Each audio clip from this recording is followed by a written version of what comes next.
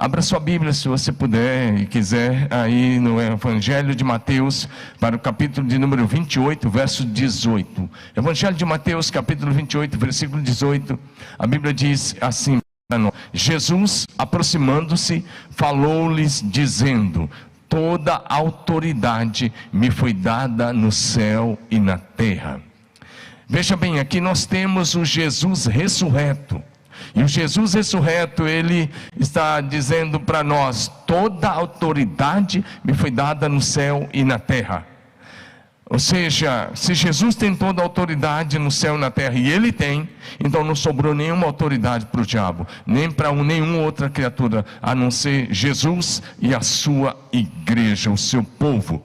Então, nosso assunto hoje, o meu tema hoje com você é a autoridade de Jesus e a nossa autoridade que estamos nele.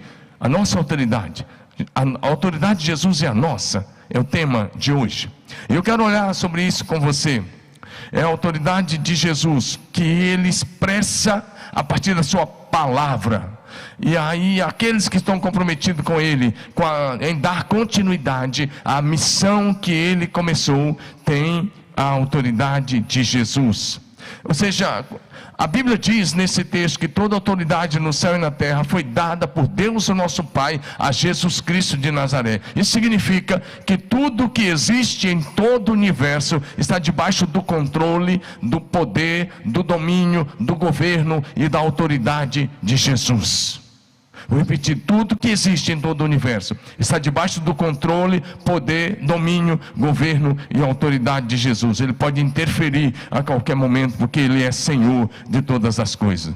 Jesus Cristo. Então é bom que você entenda: além de Senhor do universo, ele é Senhor das nações. Ele é o Senhor da história, ele é o Senhor da política, ele é o Senhor da igreja, ele é o Senhor de todo homem, ele é o Senhor das nossas vidas, nosso único Senhor e eterno Salvador. E a Bíblia diz em 1 Coríntios capítulo 6, verso 17, primeira carta de Paulo à igreja de Corinto, capítulo 6, verso 17, a Bíblia diz assim: mas aquele que se une ao Senhor é um só espírito com ele. Aquele que se une ao Senhor é um só espírito com ele. O que isso significa? Significa que se você estiver unido com o Senhor Jesus, a palavra de Jesus na sua boca tem a mesma autoridade dele. É muito forte isso que eu estou te dizendo. Se você for um com Jesus, como diz 1 Coríntios 6,17, aquele que se une ao Senhor é um só espírito com ele. Se você for um com Jesus, a palavra de Jesus na sua boca tem a autoridade dele. É muito sério isso daí, porque se você crê nisso, se você tomar posse dessa verdade, você não vai ter medo de expulsar demônios, você não vai ter medo de orar pelos enfermos, você não vai ter medo de nenhuma dessas coisas que estão aí. Você vai confiar e vai chamar à existência milagres criativos no meio das mais diferentes situações que porventura você venha viver. E nesses dias é dias de você não dar ouvido aos profetas do caos. Aliás, os profetas do caos serão envergonhados, porque Deus vai dar um tempo de bênção ao Brasil, um tempo de bênção à igreja brasileira. Nós vamos sair dessa situação mais fortes do que entramos nela. Pode ter certeza absoluta disso. Mas a primeira coisa então que quero enumerar, eu quero olhar para a autoridade de Jesus sobre a mais diferentes situações, circunstâncias. Eu quero olhar com você a autoridade de Jesus e a nossa sobre a natureza. Sim, quero olhar para a autoridade de Jesus e a nossa sobre a natureza. É interessante. Talvez eu vou enumerar aqui algumas coisas, atuações de Jesus em várias áreas da nossa vida, da nossa existência, com aquilo que lidamos, e talvez você vai pensar: mas Jesus fez isso porque ele é Deus. Ei, Jesus veio como filho do homem, ele se despiu da sua posição de Deus, ele deixou a sua glória à direita do Pai, ele se fez um embrião no ventre daquela moça, ele viveu na terra como filho do homem. Ele, embora tivesse a natureza humana e a natureza divina, mas ele viveu como homem. O que ele fez na terra, ele fez como filho do homem, para nos mostrar que nós podemos viver como ele viveu e fazer o que ele fez. Então eu quero olhar com você A autoridade de Jesus sobre a natureza. A primeira coisa que eu quero ver com você. E aí eu quero ir com você para o Evangelho segundo escreveu Marcos, capítulo 4 de Marcos, dos versos 35 até 41. Porque é interessante, como é que Jesus exerce a autoridade? Antes de ler o texto, eu já vou ler. Como é que Jesus exerce a sua autoridade? Presta bem atenção, Jesus não faz nenhum esforço para exercer essa autoridade, porque Ele é a autoridade. Ele simplesmente exerce a sua autoridade pela palavra. Da mesma forma que Ele criou todas as coisas que existem nos céus e na terra, pela palavra do seu poder, Jesus exerce a sua autoridade pela sua palavra. Veja bem nesse texto. Esse texto, Jesus está num barco. O texto diz, naquele dia, sendo já tarde, disse-lhe Jesus, passemos para outra margem. Era o mar da Galileia, o lago da Galileia, tinha 12 quilômetros de largura e 22 de comprimento. Eles, despedindo a multidão, levaram assim como estava no barco, e outros barcos o seguiam. Ora, levantou-se grande temporal de vento, e as ondas se arremessavam contra o barco, de modo que o mesmo estava a encher-se de água. Mas olha, Jesus estava em paz. O texto diz, Jesus estava na popa, dormindo sobre um travesseiro. E aí eles o despertaram, eles disseram, mestre, não se importa que nós estamos quase morrendo, estamos perecendo. E Jesus, despertando do seu sono, olha o que a Bíblia diz, repreendeu o vento com a sua palavra. Ele disse, mar, acalma, emudece, vento, fica quieto, para. Olha o que a Bíblia diz, Jesus só deu uma palavra, sem esforço, apenas Ele olhou para o mar que estava agitado com as suas ondas, e olhou para o vento, e Ele falou com o mar, calma, vento, fica quieto. E o texto diz, e fez-se grande bonança. Fez-se grande bonança, porque Jesus tem toda a autoridade sobre a natureza. No Velho Testamento, homens como Moisés, Josué, Isaías, Elias, Samuel, esses homens exerceram autoridade sobre a natureza. Lembra? Moisés estendeu o braço em nome do Senhor e abriu o mar vermelho. Exerceu autoridade. Ele falou com a rocha em nome do Senhor, e a rocha dava água, e assim por diante. Josué falou com o sol, e o sol ficou parado no meio do céu. Josué, depois você pode ler isso lá em Josué capítulo 10, de 12 a 14, comparado por quase 12 horas, até que ele vencesse aquela batalha. Samuel, ele ora e a chuva vem no período de verão. Você pode ver isso em 1 Samuel capítulo 12. Elias suspendeu a chuva por 3 anos e meio, depois orou e trouxe fogo do céu, e depois orou e a chuva veio. Ou seja, os homens de Deus interferiram na natureza. Isaías, ele olha para Ezequias e fala, o que você quer? Você quer que o sol adiante 10 graus ou retroceda 10 graus? E ele ora e o sol retrocede 10 graus. E Jesus, o nosso Senhor, Ele simplesmente fala com o mar, e o mar lhe obedece. Aí, olha o que acontece, olha a admiração do discípulo. Próximo versículo, os discípulos então, a próxima coisa que Jesus fez, olha, se não fosse para a gente ter esse nível de autoridade, porque a próxima coisa que o Senhor Jesus fez foi corrigir os discípulos. Por que vocês são assim, tão tímidos ou tão medrosos? Porque vocês não têm fé. Jesus está dizendo, por que vocês não fizeram? Era para vocês terem feito. Enquanto eu estava dormindo, era para vocês ter falado com o mar e com o vento. Mas como vocês não fizeram, eu tive que fazer. Mas Ele está dizendo, vocês podem fazer. Olha, próximo versículo. E aí os discípulos ficaram tão admirados. Eles disseram, ficaram com temor. Eles disseram uns aos outros, quem é este que até o vento e o mar lhe obedece? O seu nome é Jesus Cristo, Filho de Deus, que veio e morreu na cruz em nosso lugar. Em João capítulo 14, verso 12, Jesus diz, aquele que crê em mim fará as obras que eu faço, e outras maiores fará. Olha, diga a verdade, aquele que crê em mim fará também as obras que eu faço, e outras maiores fará, porque eu vou para junto do Pai. Então, hoje a minha palavra é sobre isso, para que eu quero encorajar você, para que você pare nesse dia de falar de doença, pare de falar de crise, pare de falar de morte, pare de falar de dor, pare de falar de tristeza, para de ficar ouvindo os arautos do do caos, e comece a abrir sua boca e comece a falar de milagres, e comece a falar de cura, comece a falar de vida, comece a falar de bênção, comece a falar de prosperidade. Sim, fala de prosperidade, porque a sua língua é o leme da sua vida. Aponte, fale o que é bom, atraia a bênção de Deus para a sua vida. E aí, outro texto interessante que Jesus demonstra a sua autoridade também sobre a natureza, naquele dia, Mateus capítulo 14, depois de multiplicar os pães e os peixes, Jesus à noite, ele vem andando sobre as águas. Eu quero me ater a apenas os versos 27 a 29, e aí os discípulos gritam de medo. Jesus diz: olha, fica tranquilo, não tenho medo, sou eu.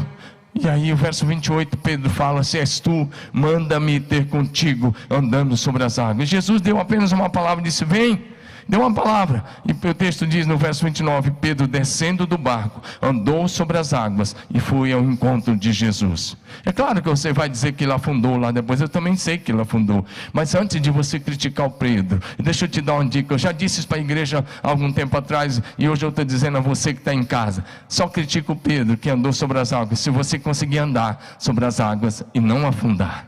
Então talvez você pode criticar, mas enquanto você não conseguir andar e não afundar, é melhor que você não critique, porque pelo menos ele teve coragem de descer do barco e de andar sobre as águas. Então Deus quer que você tenha essa autoridade.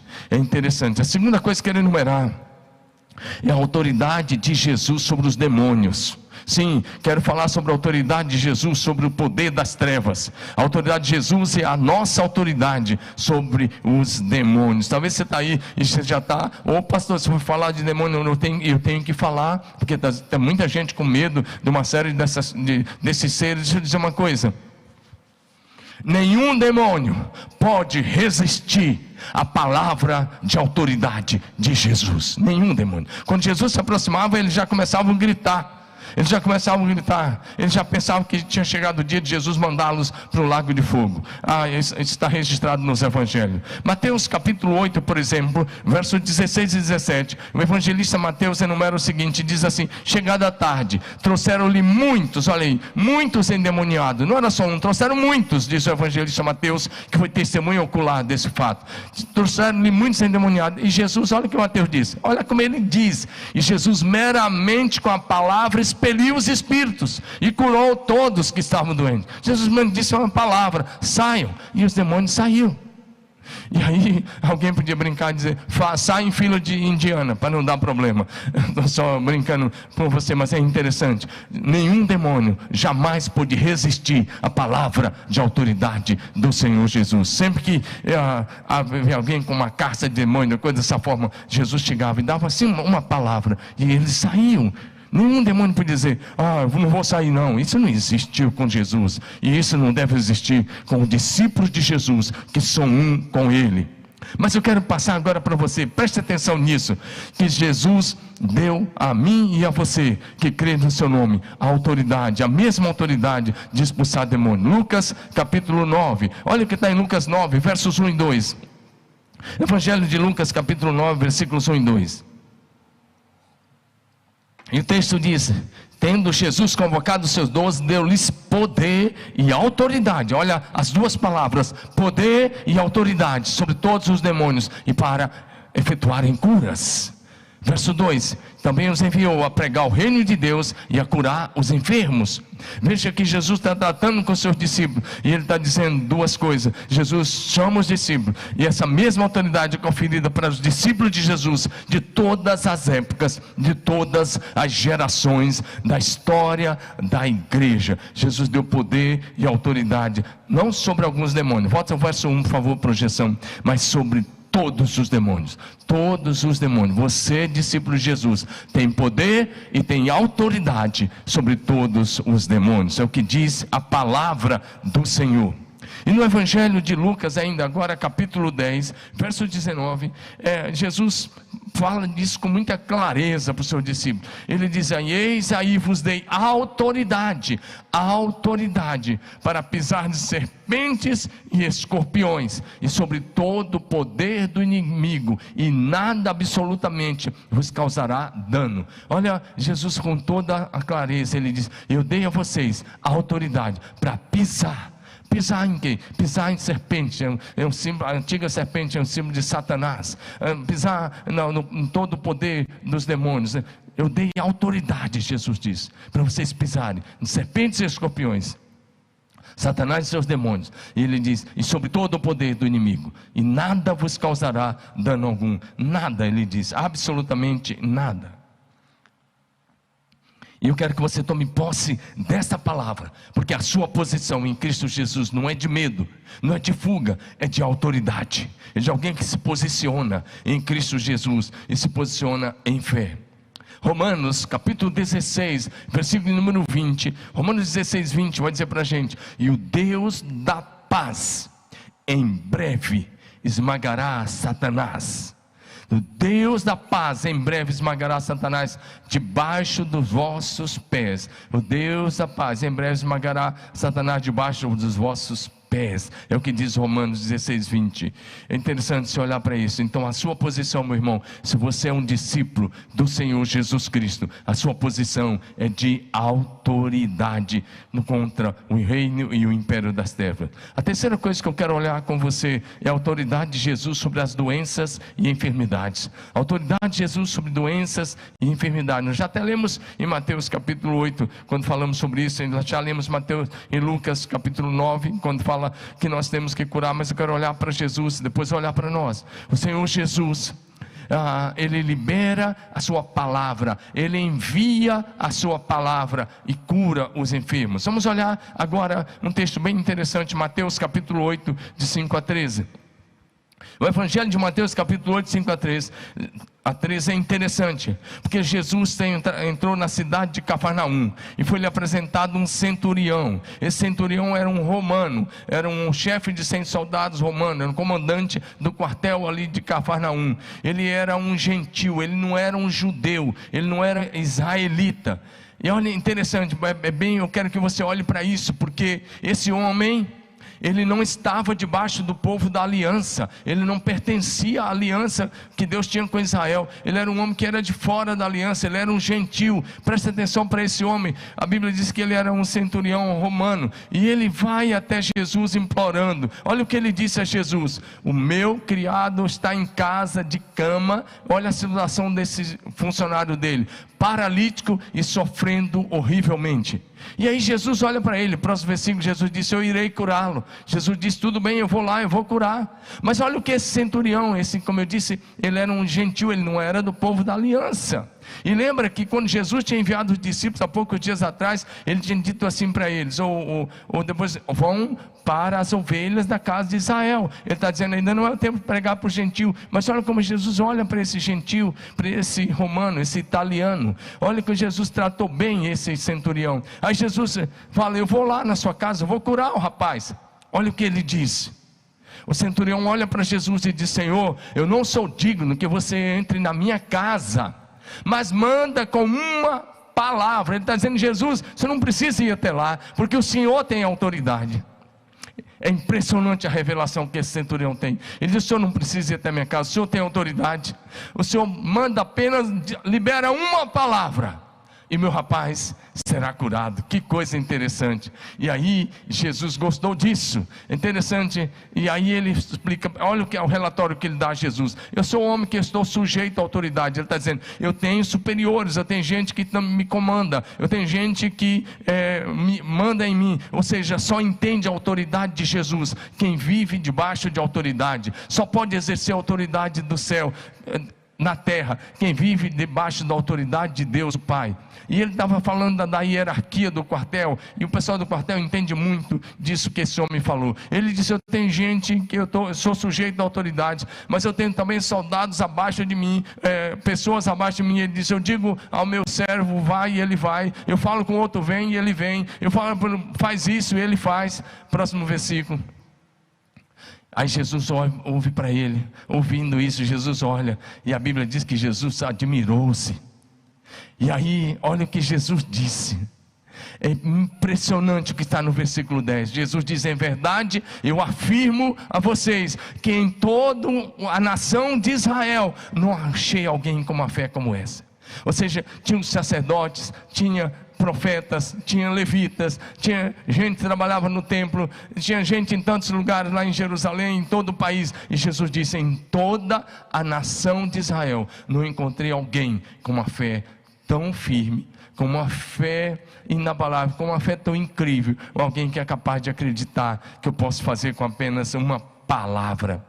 E aí Jesus pegou e aplicou uma verdade, dizendo: muitos virão do Oriente, do Ocidente, e sentados tomarão lugares à mesa com Abraão, Isaque e Jacó no reino dos céus. E ele diz: ao passo que os filhos do reino serão lançados nas trevas. E ele fala do inferno. Ele diz: ali haverá choro e ranger de dentes. Choro e ranger de dentes é a única música que o inferno conhece. E aí ele disse ao centurião: olha o que ele fala: você pode ir para sua casa então, já que você creu, vai e seja feito conforme a tua fé. Quando é que o centurião aplicou fé? Aplicou fé quando ele foi falar com Jesus. Ele já sabia quem era Jesus, e ele disse: Senhor, basta uma palavra, eu não sou digno. Ele está dizendo: eu nem pertenço ao povo da aliança, você não precisa ir até a minha casa, libere uma palavra e meu rapaz será salvo. E Jesus olha para ele, Jesus elogiou a fé, dizendo: foi a maior fé que eu encontrei em toda a nação de Israel. E Jesus diz: vai, seja feito conforme a tua fé. E naquela hora o seu servo foi curado. É disso que eu estou falando, a autoridade de Jesus, que esse centurião romano entendeu e que os judeus religiosos não entenderam. Jesus, quando nos deu a ordem de pregar o Evangelho, Ele não queria que a gente apenas pregasse um Evangelho teórico, mas que a gente tivesse a ousadia de ministrar cura aos enfermos. Por isso, em todos os nossos cultos aqui, nós oramos pelos enfermos, nós ministramos, muitas pessoas já foram curadas aqui, e hoje você pode ser curado aí na sua casa, porque Jesus envia a palavra e cura, envia a palavra e liberta. Quando Jesus nos mandou, Mateus capítulo 10, versos 7 e 8, Ele diz assim: à medida que seguis, pregai que está próximo o reino dos céus. Mas aí não é só isso, verso 8, Ele diz: curem os enfermos, ressuscite os mortos, purificai os leprosos, expulse os demônios, de graça recebeste, de graça dai. Ou seja, a cura física, a libertação, a ministração faz parte da nossa pregação, faz parte do mandamento que recebemos do Senhor Jesus. No Evangelho de Marcos, capítulo 16, verso de 15 em diante, Jesus diz assim: ide por todo o mundo, pregue o Evangelho a toda a criatura. Quem crê e for batizado será salvo, quem porém não crê será condenado. E aí ele diz: e estes sinais acompanharão aqueles que creem. Ele não está dizendo acompanharão os pastores, os missionários. Esses sinais acompanharão aqueles que creem. Em meu nome expulsarão demônios, falarão novas línguas, pegarão em serpentes, e se alguma coisa mortífera beberem, não lhes fará mal. Olha aí o texto: e se impuserem as mãos sobre os enfermos, eles ficarão curados. São promessas do Senhor Jesus. Os discípulos do início da igreja viveram isso. Se você olhar o livro de Atos, desde o capítulo 3 em diante, ele está pontilhado de milagres. Em Atos 3 você vai ver Pedro curando um homem que tinha mais de 40 anos, e era um homem que nunca tinha dado um coxo de nascença, e Pedro cura na porta do templo. E em muitos capítulos do livro de Atos você vai ver Pedro e os demais apóstolos curando. Por exemplo, se você vê Atos capítulo 5, verso 16, diz assim: afluía muita gente das cidades vizinhas a Jerusalém, levando doentes e atormentados de espíritos imundos, espíritos malignos, demônios, e todos eram curados. Presta bem atenção nessa palavra, todos. Muita gente, não só de Jerusalém, mas das cidades vizinhas, eram levados para a igreja em Jerusalém, possessos, demônios e doentes, e todos eram curados. Sim, meu irmão, a cura física é da vontade de Deus. A cura física é da vontade de Deus. Deus quer que você seja fisicamente saudável, psicologicamente equilibrado e espiritualmente salvo. Espírito salvo, alma liberta e corpo saudável. Essa é a vontade de Deus para a sua vida. Essa é a vontade de Deus para a minha vida. E Paulo, escrevendo à igreja de Corinto, ele disse algo muito interessante. 1 Coríntios capítulo 2, versos 4 e 5, Paulo diz: a minha palavra e a minha pregação não consistiram em linguagem persuasiva de sabedoria humana, mas em demonstração do Espírito e do poder. E eu quero dizer, a palavra precisa ser pregada, mas precisa ser demonstração do Espírito Santo e do poder de Deus. Isso porque Isaías 53, 4 e 5 vai dizer que Jesus levou sobre si, lá na cruz, as nossas enfermidades, as nossas dores, as nossas transgressões, os nossos pecados. E o versículo 5 vai dizer lá na última parte, que pelas suas pisaduras nós fomos sarados. Sim, pelas suas pisaduras nós fomos sarados. Por causa do sacrifício de Jesus na cruz do Calvário, nós podemos declarar a cura física já no passado, porque ela já foi conquistada lá na cruz do Calvário. 1 Pedro capítulo 2 verso 24 diz: carregando Ele mesmo, carregando Jesus em seu corpo sobre a cruz os nossos pecados, para que nós, mortos para os pecados, vivamos para a justiça. E o texto diz: e pelas suas pisaduras fostes sarados. A quarta coisa que quero enumerar, e vou fazer rapidamente, é a autoridade de Jesus sobre a morte. Veja bem, estou olhando a autoridade de Jesus sobre a natureza, a autoridade de Jesus sobre os demônios, a autoridade de Jesus sobre as doenças e enfermidades, e agora a autoridade do Senhor Jesus sobre a morte. Sim, quero enumerar isso com você, porque João capítulo 11, versos 25 e 26, diz para nós que Jesus é a ressurreição e a vida. João 11, 25 e 26, por favor, aí projeção. João 11, 25, Jesus diz: eu sou a ressurreição e a vida. Quem crê em mim, ainda que morra, viverá. Eu sou a ressurreição e a vida. Quem crê em mim, ainda que morra, viverá. E todo aquele que vive e crê em mim não morrerá eternamente. Aleluia. Jesus Cristo, a quem servimos, é a ressurreição e a vida. Em João capítulo 11, versos 43 e 44, nós temos Jesus ressuscitando Lázaro. O texto diz que Lázaro estava há 4 dias na sepultura. Jesus chegou diante daquela sepultura, mandou os homens tirar a pedra da porta, porque eles tinham colocado a pedra, e Jesus, ele simplesmente com a sua palavra, mais uma vez ele usa a palavra. Ele é o único que pela sua palavra chama a vida onde há morte. Ele é o único que pode fazer ressuscitar na sua vida aquilo que já morreu, seus sonhos, seja qual for a situação que já tenha morrido na sua vida. Jesus é o único que é poderoso para fazer ressurgir. Jesus olha para a sepultura de Lázaro, ele simplesmente deu uma palavra. Olha o que ele disse: Lázaro, vem para fora. Olha que palavra: Lázaro, vem para fora. E o texto diz assim: então o morto se levantou e saiu andando, com as mãos e os pés ligados com a atadura. E aí Jesus disse: desatem, deixa ele ir. Jesus é o único que pode chegar diante da morte e chamar a vida do meio da morte, e a vida ressurge da morte mediante a palavra de Jesus. Mas se nós olharmos o livro de Atos, nós vamos ficar impressionados. Por exemplo, e agora eu vou apenas mencionar Atos capítulo 9, versos 36 a 42, por exemplo. A Bíblia fala de uma senhora chamada Dorcas, ou traduzido quer dizer Talita. O Talita, que traduzido quer dizer Dorcas, é isso. Tabita, né, traduzido quer dizer Dorcas. Essa mulher era uma mulher muito joia lá na igreja. Ela fazia muitas coisas, ela ajudava as viúvas. E ela adoece gravemente e morre.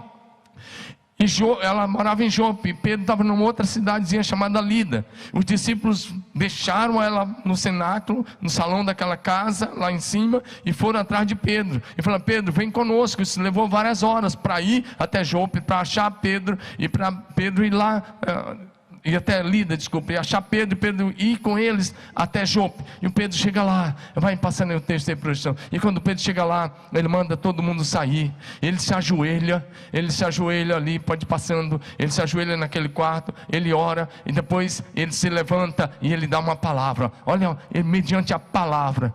Olha, verso 40, volta um versículo aí, projeção. É interessante. Pedro mandou que todos saíssem do quarto. Depois ajoelhou-se e orou. E voltando-se para a mulher morta, disse: Tabita, levanta-te, levante-se.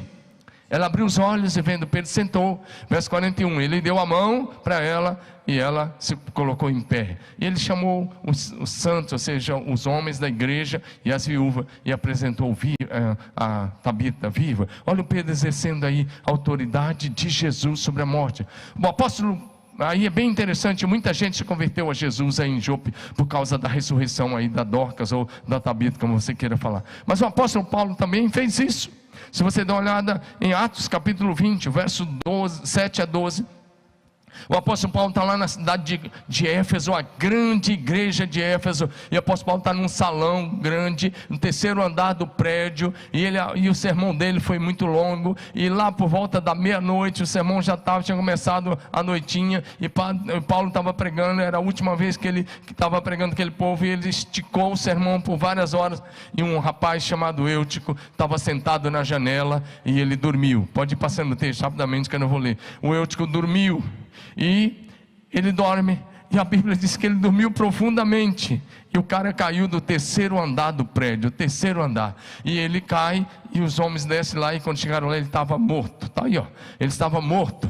Foram levantar o cara, ele estava morto. Mas o que Paulo faz?